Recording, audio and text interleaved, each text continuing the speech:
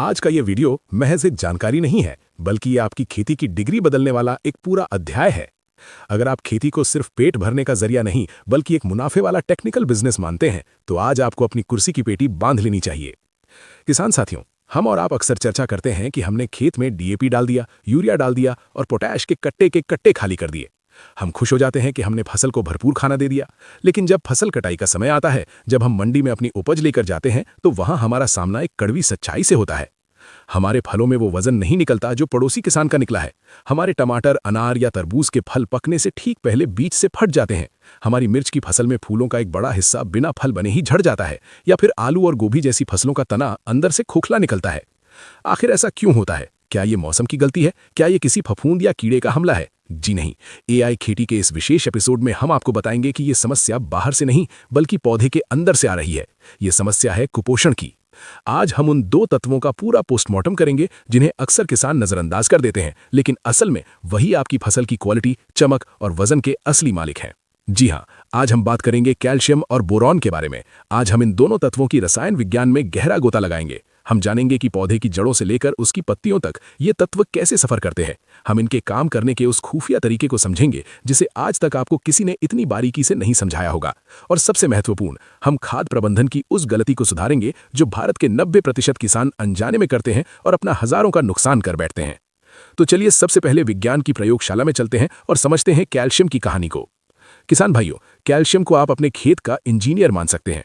जब कोई मकान बनता है तो ईंटों को जोड़ने के लिए सबसे जरूरी चीज क्या होती है? सीमेंट। ठीक इसी तरह आपका हर एक पौधा, चाहे वो टमाटर का हो, मिर्च का हो या गन्ने का, वो करोड़ों छोटी छोटी कोशिकाओं यानी सेल्स से मिलकर बना है। हर कोशिका के चारों तरफ एक सुरक्षा दीवार होती है जिसे सेल वॉल कहते हैं। इन दीवारों को आपस में मजबूती से चिपकाए रखने का काम एक खास रसायन करता है जिसे विज्ञान की भाषा में कैल्शियम पेक्टेट कहते हैं।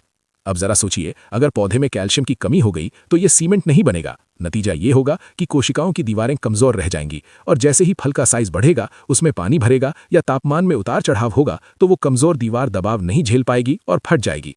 इसीलिए फलों का फटना, तनों का टूटना या फलों का पिचक जाना, ये सब कैल्शियम की अनुपस्थिति का परिणाम है।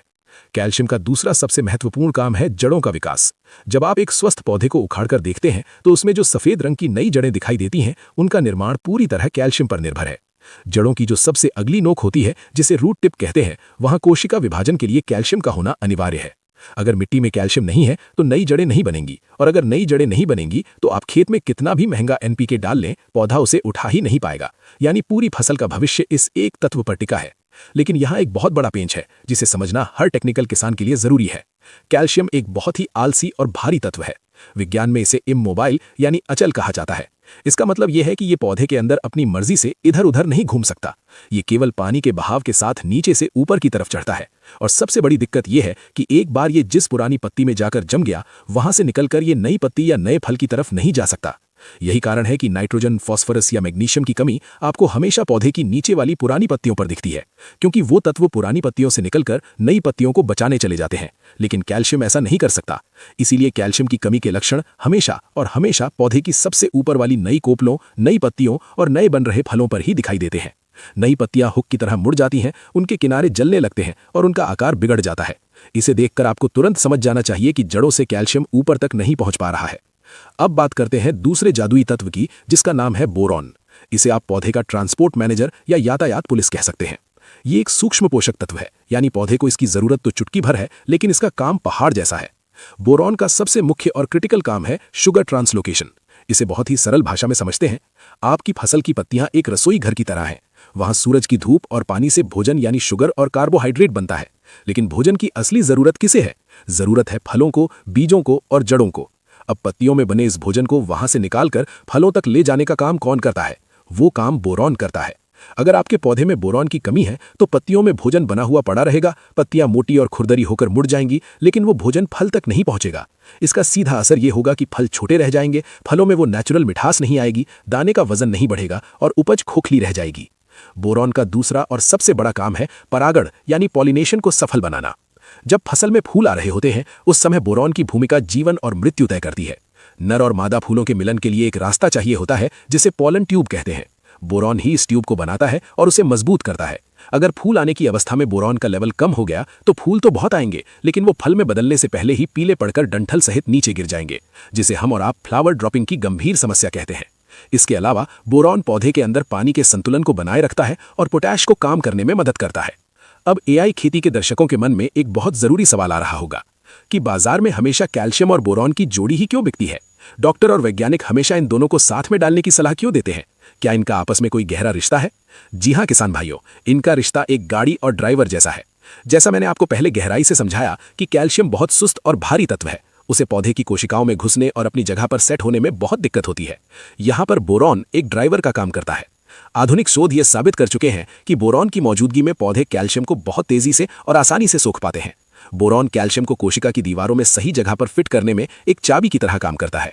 इसीलिए हम एआई खेती पर हमेशा ये सलाह देते हैं कि अगर आप जमीन में कैल्शियम नाइट्रेट खाद दे रहे हैं तो उसके साथ बोरॉन जरूर मिलाएं, और अगर आप ऊपर से स्प्रे कर रहे हैं तो हमेशा चिलेटेड कैल्शियम बोरॉन का ही स्प्रे करें। अगर आप सिर्फ कैल्शियम देंगे और बोरॉन नहीं देंगे तो आपको रिजल्ट तो मिलेगा, लेकिन वो अधूरा होगा। ये दोनों मिलकर ही आपकी फसल में वो एक्सपोर्ट क्वालिटी वाली चमक, वजन और मजबूती लाते हैं। अब सबसे महत्वपूर्ण भाग पर आते हैं। आप अपने खेत में खड़े होकर अपनी नग्न आंखों से कैसे पहचानेंगे कि आपकी फसल को अब कैल्शियम और बोरॉन की सख्त जरूरत है? इसके लक्षण बिल्कुल शीशे की तरह साफ हैं। अगर हम कैल्शियम की कमी की बात करें तो सबसे पहले अपनी नजर पौधे के टॉप यानी सबसे ऊपरी हिस्से पर ले जाएं। अगर नई पत्तियां किनारों से कटफट रही हैं, प्याले के आकार में ऊपर की तरफ मुड़ रही हैं, तो ये कैल्शियम की कमी है। टमाटर, मिर्च और शिमला मिर्च की खेती करने वाले किसान भाई विशेष ध्यान दें। अगर आपके फल के नीचे का हिस्सा, जिसे पेंदी कहते हैं, वो काला पड़कर सड़ रहा है, जिसे विज्ञान में ब्लॉसम एंड रॉट कहते हैं, तो ये कोई फंगस की बीमारी नहीं है, ये 100% कैल्शियम की कमी है। इस पर महंगी फंगीसाइड डालकर अपना पैसा पानी में न बहाएं, बल्कि तुरंत कैल्शियम का स्प्रे करें। वहीं अगर बोरॉन की कमी के लक्षणों की बात करें तो इसका सबसे बड़ा सबूत है फलों और तनों का फटना। अगर आपके खेत में अनार, टमाटर, तरबूज या अंगूर के फल पकने से पहले फट रहे हैं तो समझ जाइए ये बोरॉन की चीख पुकार है। गोभी वर्गीय फसलों में अगर तना अंदर से खोखला हो रहा है या फूल काला पड़ रहा है, फलों का आकार टेढ़ा मेढ़ा हो रहा है, जैसे पपीता बीच में से पिचककर डमरू जैसा हो गया है, या फिर अमरूद और फलों के ऊपर एक सख्त खुरदरी परत बन रही है, ये सब बोरॉन की कमी के पक्के इशारे हैं। अब आप अपना पेन और डायरी निकाल लीजिए, क्योंकि अब हम बात करेंगे सही डोज, सही समय और इस्तेमाल के एआई खेती वाले फॉर्मूले की। यहां गलती की कोई गुंजाइश नहीं होनी चाहिए। अगर आप ड्रिप सिंचाई का इस्तेमाल करते हैं या जमीन में खाद देना चाहते हैं तो दुनिया का सबसे बेहतरीन स्रोत है कैल्शियम नाइट्रेट। लेकिन इसका इस्तेमाल कब करना है, ये जानना बहुत जरूरी है। इसका इस्तेमाल आपको बुआई के समय बेसल डोज में नहीं करना है। इसका इस्तेमाल तब करें जब पौधा बढ़वार पर हो, यानी वेजिटेटिव ग्रोथ में हो, और दूसरा जब फूल आने में 10 से 15 दिन बाकी हो। 1 एकड़ खेत के लिए आपको लगभग 10 से 15 किलो कैल्शियम नाइट्रेट और इसके साथ 500 ग्राम बोरॉन को अलग अलग घोलकर फिर एक साथ ड्रिप से चलाना चाहिए। ध्यान रहे, बोरॉन एक सूक्ष्म पोषक तत्व है। इसकी मात्रा 500 ग्राम प्रति एकड़ से ज्यादा बिल्कुल नहीं होनी चाहिए, वरना यह फायदे की जगह जहर का काम करेगा और पत्तियों को जला देगा। दूसरा और सबसे प्रभावी तरीका है छिड़काव यानी फोलियर स्प्रे।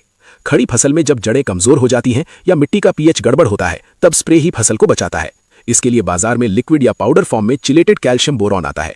इसका डोज आमतौर पर 1.5 ग्राम से 2 ग्राम प्रति लीटर पानी होता है, यानी 15 लीटर वाले पंप में लगभग 25 से 30 ग्राम। इसका पहला स्प्रे फूल आने की अवस्था शुरू होने से ठीक पहले करें। इससे आपके फूलों का डंठल मजबूत होगा और फूल झड़ेंगे नहीं। और दूसरा स्प्रे तब करें जब फल मटर के दाने के बराबर हो जाए। इस अवस्था में स्प्रे करने से फलों की सेल वॉल इतनी मजबूत और लचीली हो जाएगी कि फल कितना भी बड़ा हो जाए वो फटेगा नहीं और उसमें जबरदस्त चमक आएगी। वीडियो के अंत में मैं आपको वो रेड अलर्ट या चेतावनी देना चाहता हूं जो आपका हजारों लाखों का नुकसान बचा सकती है। इसे अपने दिमाग में हमेशा के लिए बैठा लीजिए। कैल्शियम नाइट्रेट एक बहुत ही नखरे वाला और संवेदनशील रसायन है। रसायन विज्ञान के नियम कहते हैं कि कैल्शियम की सल्फेट और फॉस्फेट परिवार से पुरानी दुश्मनी है। नियम नंबर 1, कभी भी किसी भी हाल में आपने ऐसा किया तो ये घोल फट जाएगा और बाल्टी में नीचे जिप्सम जैसा सफेद पत्थर बैठ जाएगा जो पौधे के किसी काम का नहीं है। नियम नंबर 2, कभी भी कैल्शियम नाइट्रेट को फास्फोरस वाली खाद जैसे डीएपी 1261-0, 052-34 या 19-19-19 के साथ न मिलाएं। इनके मिलते ही एक रिएक्शन होगा और कैल्शियम फॉस्फेट बन जाएगा जो पानी में घुलता ही नहीं है। ये आपके ड्रिप के पाइप और फिल्टर को चोक कर देगा और आपकी मेहनत बेकार चली जाएगी। नियम बहुत साफ और सीधा है। कैल्शियम नाइट्रेट को हमेशा सोलो यानी अकेला चलाएं, या फिर अगर मिलाना ही है तो इसे सिर्फ और सिर्फ बोरॉन के साथ मिलाएं। इसके अलावा इसे किसी भी तीसरी एनपीके खाद के साथ मिक्स करने का रिस्क ना लें। हमेशा 2 खादों के बीच में कम से कम 3 से 4 दिन का अंतर जरूर रखें। तो किसान भाइयों, ये थी पूरी कहानी खेती के 2 सबसे जरूरी पिलर कैल्शियम और बोरॉन की।